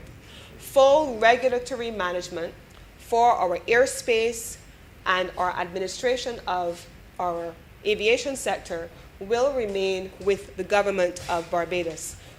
Those services have not been transferred to a concessionaire. So Air Transport Licensing Authority remains an entity that takes responsibility for providing licenses. The Barbados Civil Aviation Department remains the entity that is responsible for issuing pilot licenses and allowing for traffic to take place in our airspace. And I will come to them in a few moments. So coming out of the legal review process, it was found that this amendment was necessary to allow for the transfer of operations to go to the concessionaire and to have them be in a position to retain at the Grantley Adams International Airport the licensing in respect of arrangements concluded by IATA and other pre-existing contractual arrangements relating to the collection of revenues and other types of services. Mr. President, I want to spend a moment, however, just sharing with you what this legislation will do, even as it transfers the ability of the Grantley Adams International Airport to grant a concession to the entity. Mr. President, the Grantley Adams International Airport is what we are now calling the anchor of a new aviation strategy for Barbados. The anchor of a much expanded growth trajectory for Barbados. And what do I mean by that, Mr. President? Beyond the PPP, it is the government's intention to situate the Grantley Adams International Airport as the base around which circular economic activity can now be positioned in the sector. Now, what do I mean? It means that we're using the areas where Barbados has existing capacity to develop new growth industries. in areas like maintenance, repair, and operations. Cargo expansion. Would you be surprised to know, Mr. President, that even though we had significant revenue loss, 95% year to date at the Grantley International Airport, that passenger traffic would have tanked 89.6% for the corresponding period, that cargo traffic was unaffected. Cargo traffic was unaffected. What that tells us, Mr. President, is that there is a latent opportunity because there must be an investment in the transit of goods through Barbados from air and through sea. Cargo is another growth area for Barbados. In addition to that, private aviation. This morning I had a meeting where we were talking specifically about further segmentation within the accommodation sector. And we were looking specifically at the higher end of the market and villas. And the discussion there centered, Mr. President, around how do people who are coming at the highest end of the market travel?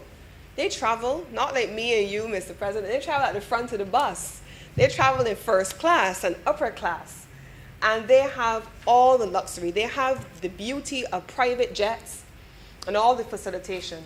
That is a huge market that Barbados has the opportunity to compete in, and we're going after that business, Mr. President.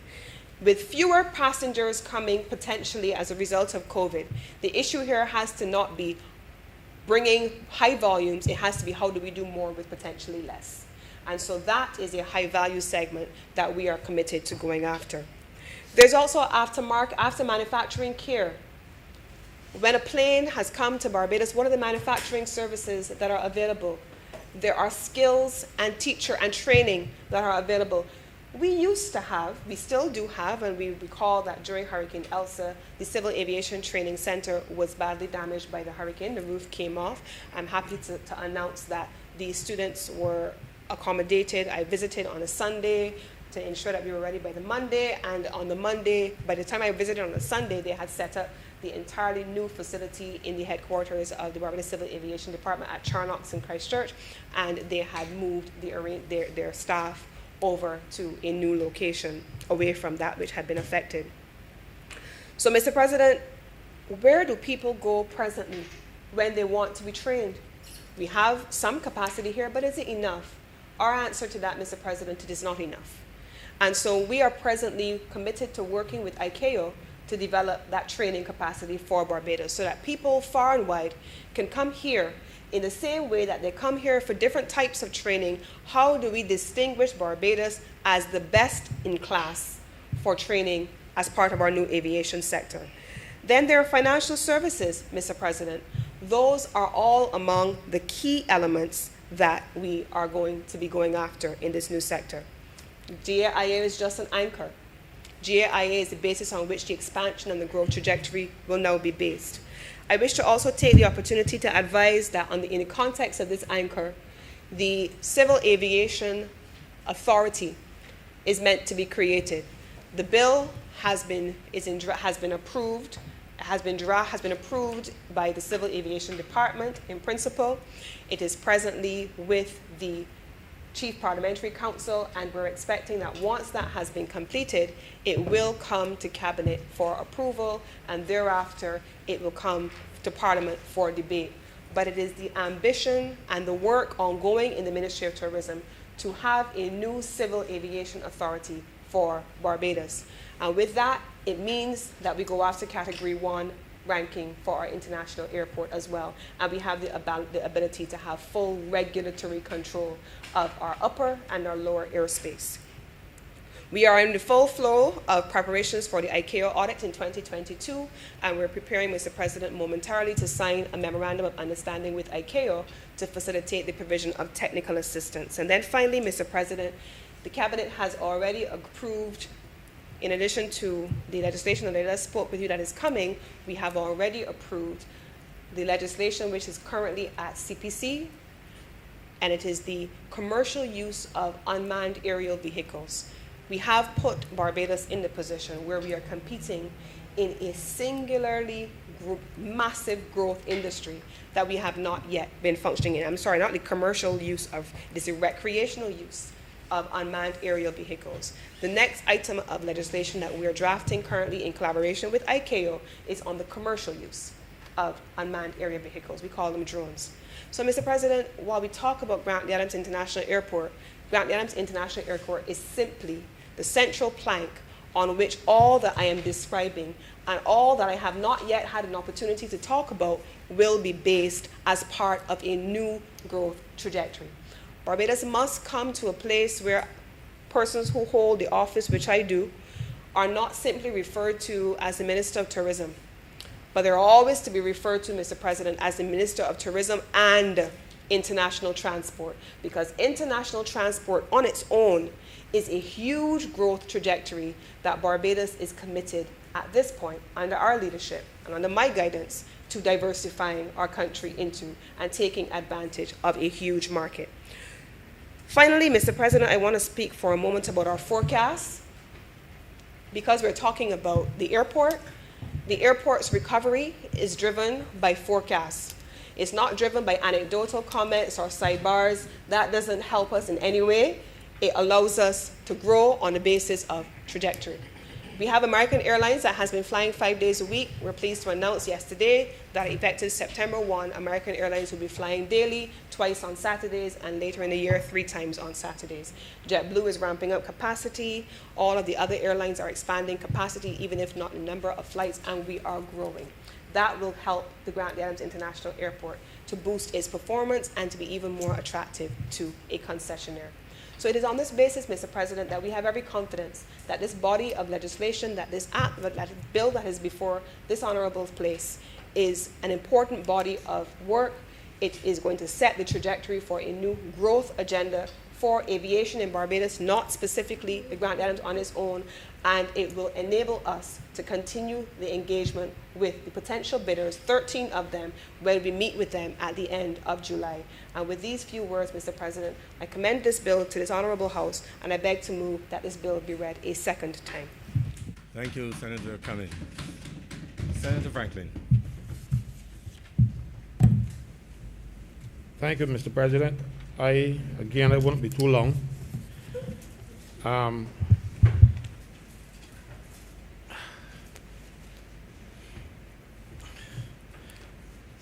I don't know what is happening, and I think I should. I am a senator in this country, and I even know what the government is doing in relation to our asset at the airport, our asset, the Grantley Adams International Airport. And I don't think most other people in this country do. Government must let the people of this country into its confidence and just don't go and rush off there and go and have all these PPPs and giveaways and whatever else they're having. They did it with Kiev, they did it with the airport now, and these are not manifesto items, you know. Not that I can recall. Mind you, I didn't do a careful study of the manifesto. But government should be working toward this manifesto. And all of a sudden, not have harebrained schemes and rush in there and doing these things. So I'm asking, who are we giving the airport to operate? And why? We had the Grantley Adams International Airport as a government department some years ago. Government, in its wisdom, decided that it should be run not by a statutory board, but by a company formed under the Companies Act. And we were hearing great things about the airport and what it can do and what it is doing. Has the Grantley Adams International Airport failed to live up to its expectations? And that is why, so is that why now we are changing? Because I can understand if you try something and you fail, but if it has failed, how come you want to tell me nothing? How come the country doesn't know that the people up there at the airport messing up? So you have to find an alternative to run the airport because what we have put in place is not working out. And if it is working out, why are we changing it? These are questions that you must, are things that you must explain to the country before you just go and take about assets and flutter them away and give them to whosoever will. I don't know who. I don't know why. And these things are relevant. The people of this country owns that airport. And if you give away something belonging to me, at least let me know why you're giving it away. At least bring me on board with your plans for our assets. You know, like they gave, the last government gave away,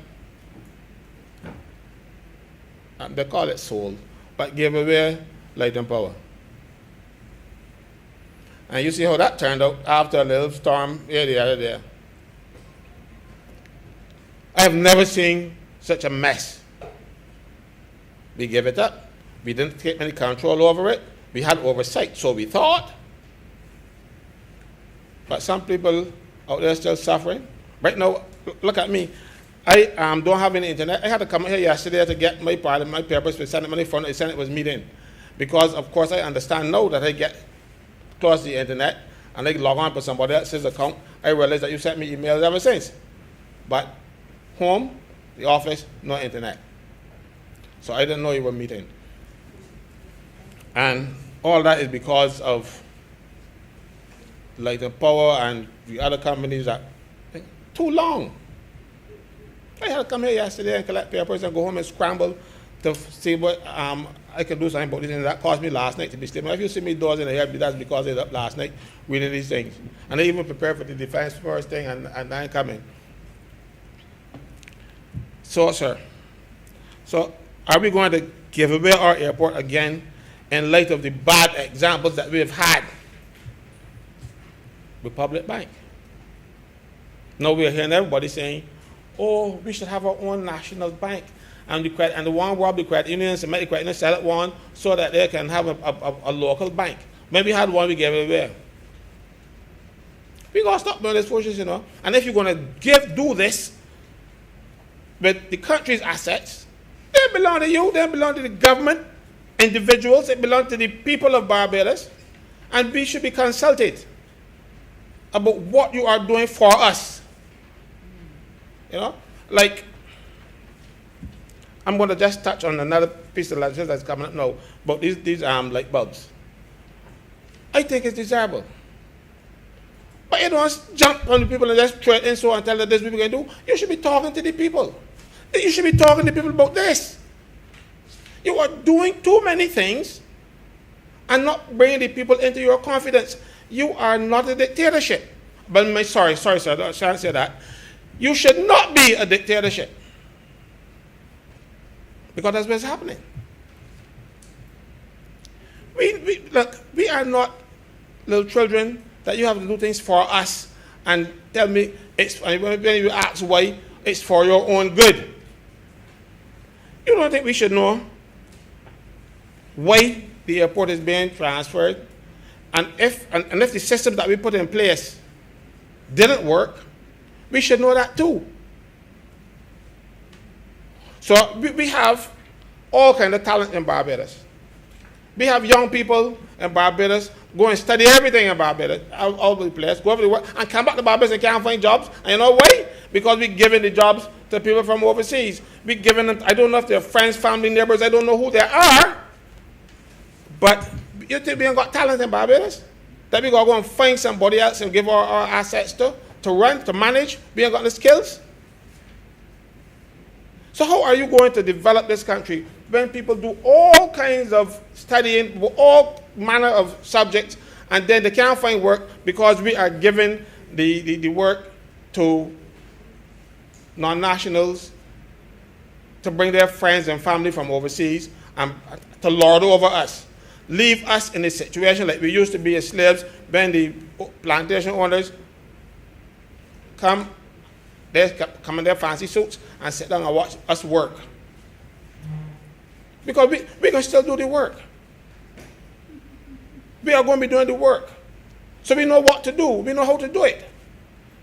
But we must have a Lord and Master imposed on us because we need people to govern us. We ain't independent yet. We got to stop this nonsense.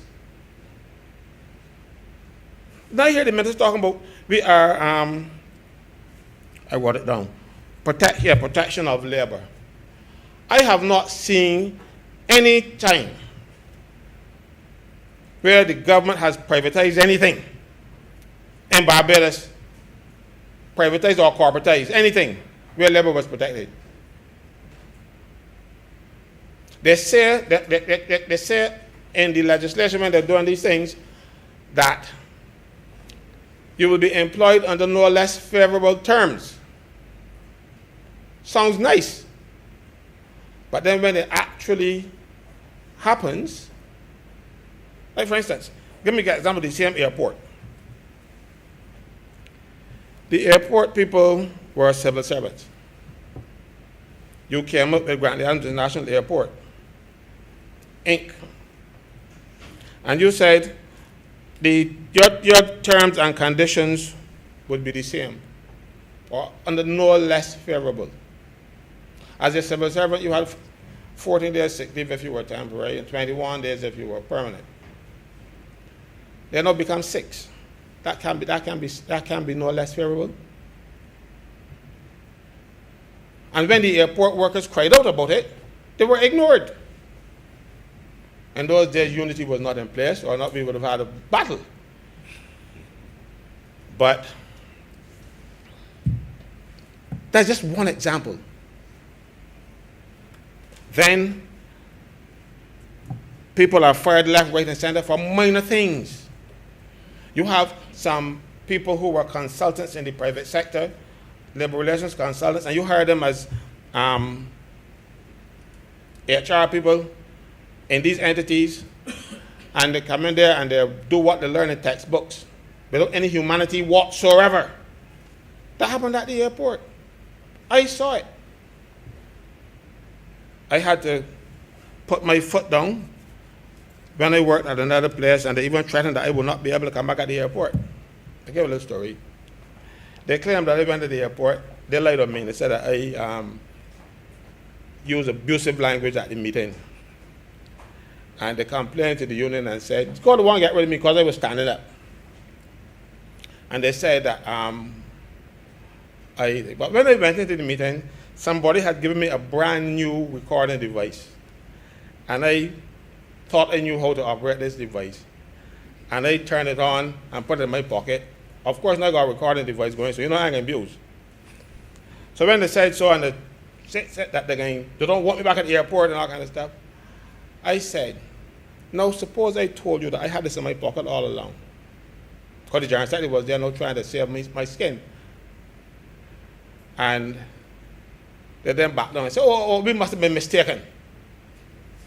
I said, no, you didn't mistake. You tell lies for me, I want to have my thing. And the General says, okay. We apologize, we get finished, we don't need to hear that. So I go outside and I turn on my recorder and I hear psh, psh, psh, psh. I didn't know how to operate anything. It was new.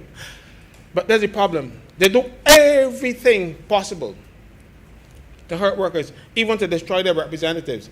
And that is basically what happens in these statutory corporations and these government entities. They take away your rights that you had as a civil servant and replace them with a lot of wrongs. So if you're going to protect labor, I challenge you to, because it has not happened so far. Hospital, Grantley International Airport, you name it. Workers' rights were not protected. They tell me, when they see me, at the hospital in particular, I so sorry I listened to you. Because there's a hellhole out there when it comes to employment practices.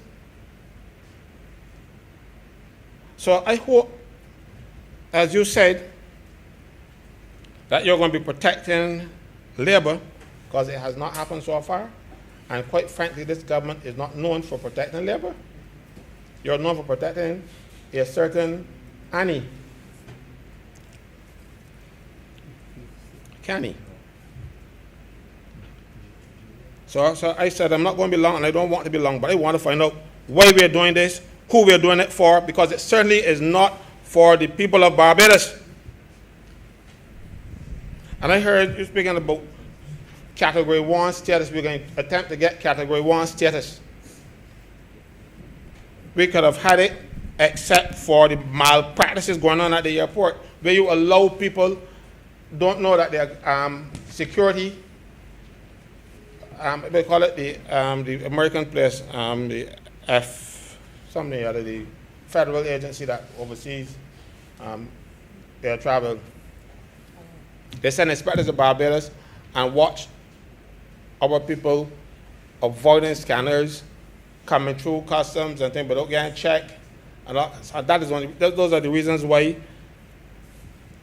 when we get bad reports, the United States won't allow us to have Category 1 status. So I think it got nothing to do with us, really. The ability of the people at the airport, it has everything to do with the fact that we are not doing the things that we are supposed to do to get that type of status, because we still operate like a banana republic. You have certain issues. Go to the airport now, go to the harbor now. There's a category of persons who avoid scrutiny by security people because they think they're bigger. And then so the guns is coming to Barbados. 2, because you know that when they get searched, you bring the gun. Every man that passed through the airport, up to and including the Prime Minister, should have their bags checked. And I can tell you why. If you, sir, it is known that you are not subject to security checks, your luggage is not checked because of who you are. Mine is though, I am subject to That's what I'm security. telling you. If they say that, I didn't want listeners to think that you. no. I know that yours is checked, and I know that you will insist that it is checked. I am a criminal fellow, and I want to get something in. I pass by your house, and I give you a call overseas and tell you that when you come, somebody will bring a gun for you, and somebody will be home at your house. So I bring through the gun. Body home at your house because you're away from home. So when you do that, you put your family and everything at risk because you want to be big. You want to be bigger. But it's not security. Every man jack that walks through there should be subject to security checks. But we have these special people who think that they are above scrutiny. I go to buildings in Barbados. One building in particular, I go to have meetings. And all along I used to be checked. Then I became a senator. So I never thought that meant that I shouldn't get checked. So I put my bag on the scanner, and the 25 said, "No, sir, you don't have to get checked." I said, "Why not?" He said, "You're a senator." I said, "I know that, but I should still get checked." If a fellow won't search your bag, because they're not supposed to. I said, "But you're putting me and my family in danger when you don't check this thing." But listen to me. Every man that walks into that building, coming from outside, should be checked. If you're going to check one, check all. But this is what we're having. So, that security thing. Is security at the airport going to be part of this new dispensation? The security officer not going to be asked to leave the service of Guy Inc. and work for this new entity, or they will be continuing to be working for the government of Barbados? Because if they are, I would want their servants' pay.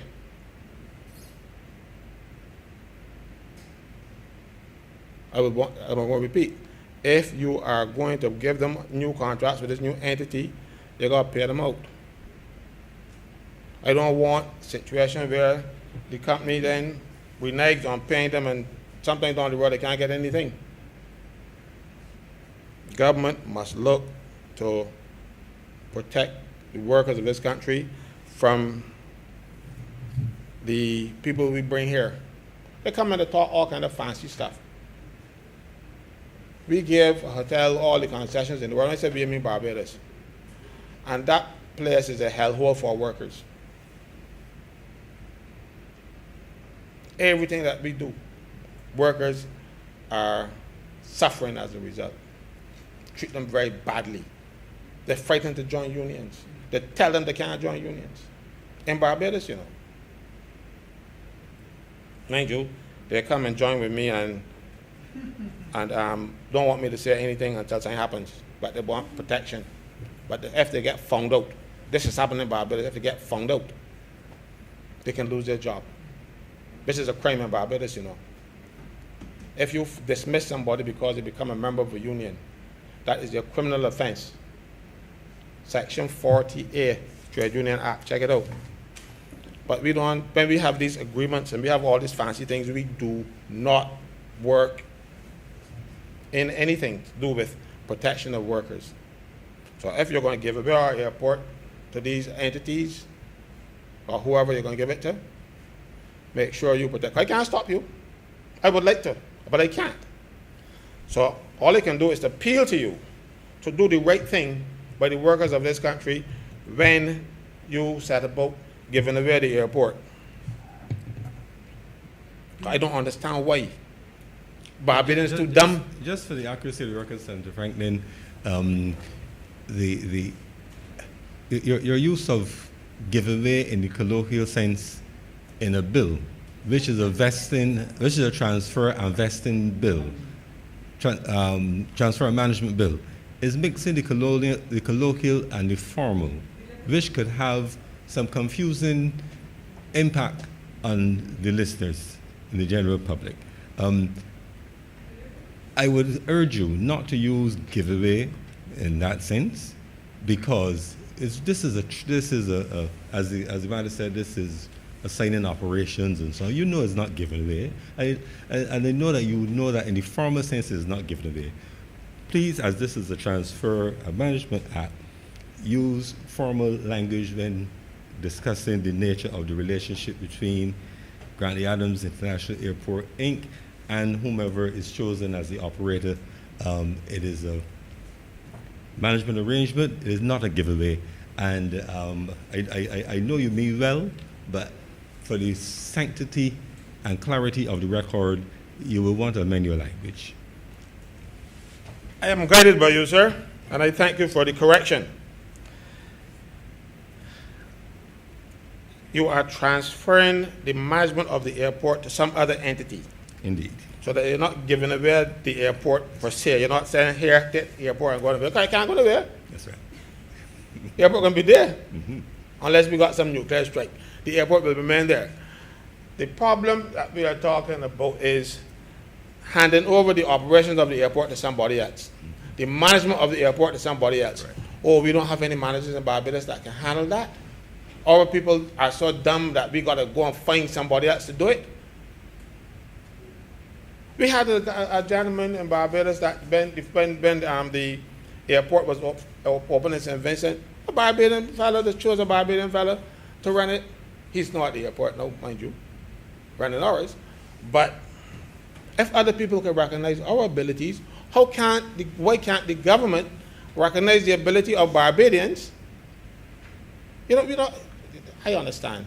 A prophet is not without honor in his own land. So, but that's Reverend gone, the Bishop gone. Why are we doing this? Are our people so, we said dumb, that we can't handle our own, can't run the airport? But give me a 6-month course, then let me go and learn. You're going to get me, sorry, sir. You're going to transfer the thing for 30 years? No, if you think that we need to have something like what you're planning and all these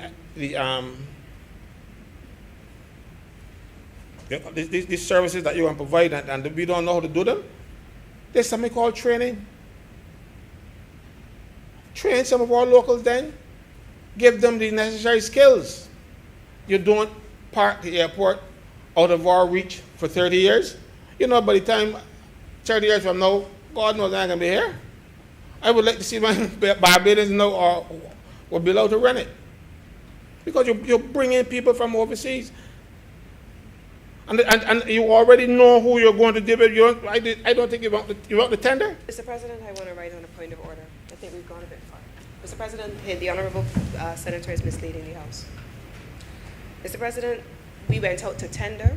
It was published. It was spoken about in this Honourable House. I'm not sure if the Honourable Senator was out of his chair, but if that is the case, accept that it was publicly noted and registered in this House, in every major newspaper, and in the other place, and in here. And it is unfortunate that the Honourable member continues to use inflammatory language for the purpose of procuring membership. But this, perhaps, Mr. President, is most unfortunate, that he's attempting to mislead not just this House, but the public, by insisting that he's questioning a tender process that was done publicly, and I believe that he knows it. I may be wrong, but I believe he knows it. Thank you, Senator Cummins. Senator Franklin. Sir, you know, when some person raises on a point of order, and then when they're doing their point of order, it becomes offensive. You know, you should really talk to them, you know. Because I'm not doing anything with membership. Right now, my membership is growing because the other place is hemorrhaging and sending members over by me, so I can't control them now. So it isn't a question of meeting. I generally do not know. I want to understand what you're doing. If you had this in your manifesto, I would, you have these things that should be manifesto promises, you're rushing and doing them suddenly, spraying them on the people. If the people of Barbados knew what you were planning to do with a lot of the things that you're doing now, they can get all those votes. If the people in St. Thomas knew that you're going to take away the cave and give it away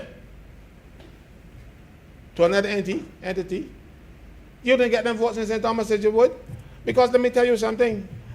Senator Franklin, as I indicated earlier, the matter, both with the matter with the cave as well as with the airport, but certainly the cave, the legislation has been passed, all the arrangements are public. It is not a giveaway. And I would not allow the language to stand for fear that in a formal debate on a transfer and management bill, the use of the words giveaway by the leading spokesman for the opposition and highly knowledgeable in these matters could be taken as a serious and accurate statement when it is not. You know better, Senator Franklin. Sir? You'll want to withdraw that and speak to the matter of the caves, for example, in its proper context. The caves is still very much owned by the government of Barbados and managed, I believe, by Chucker or whatever the company is called. So let's keep it on that formal level, please. Yes, thank you, sir. If you ask me to withdraw, I will. But the caves are not owned by the government of Barbados, owned by the people who live on top of the caves, and government took them away and then compensate them yet.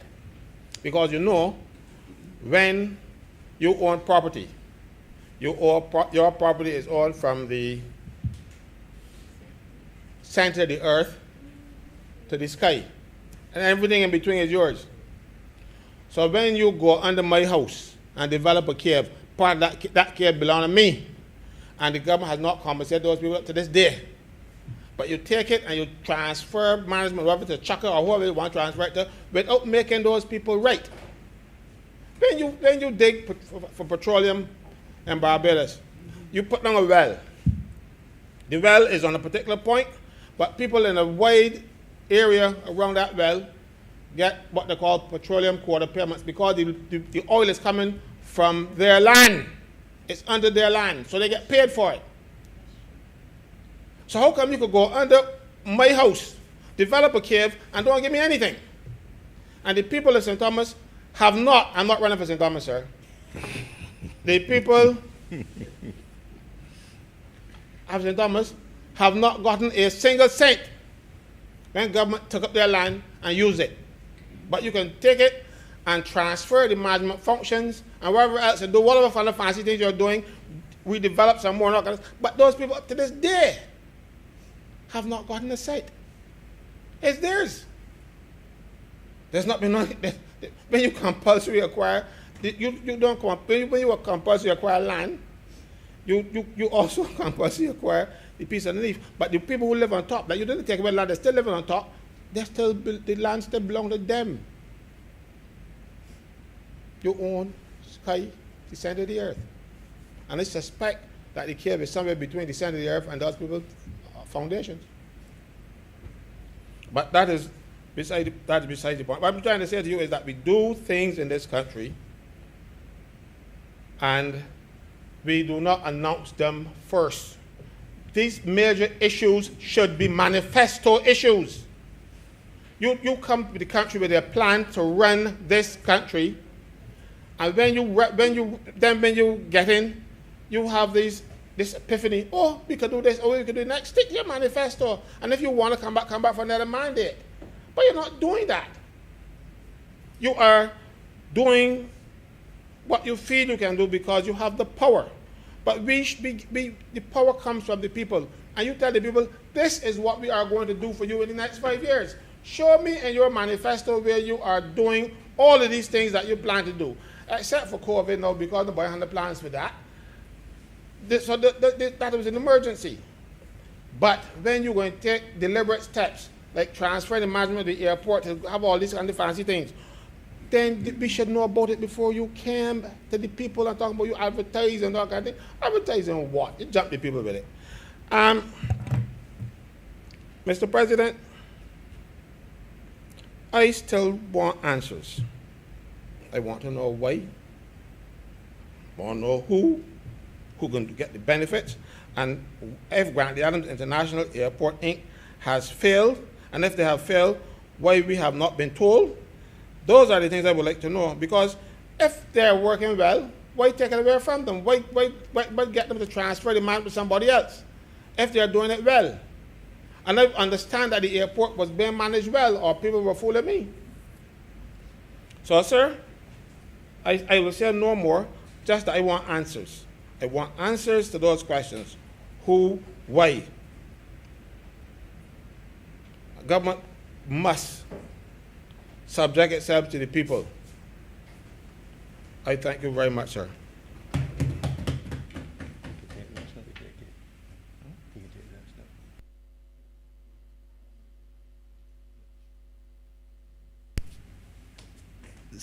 Thank you, Senator Franklin. Senator McConney. Mr. President, I beg to move that that we now suspend until 2:30, 2:45 for lunch.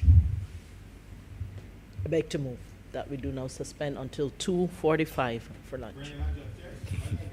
The question is that this should be suspended until 2:45 p.m. today. Those honourable senators in favour, please say aye. Those against, please say no. Methinks the ayes have it. This sitting is now suspended until 2:45 today.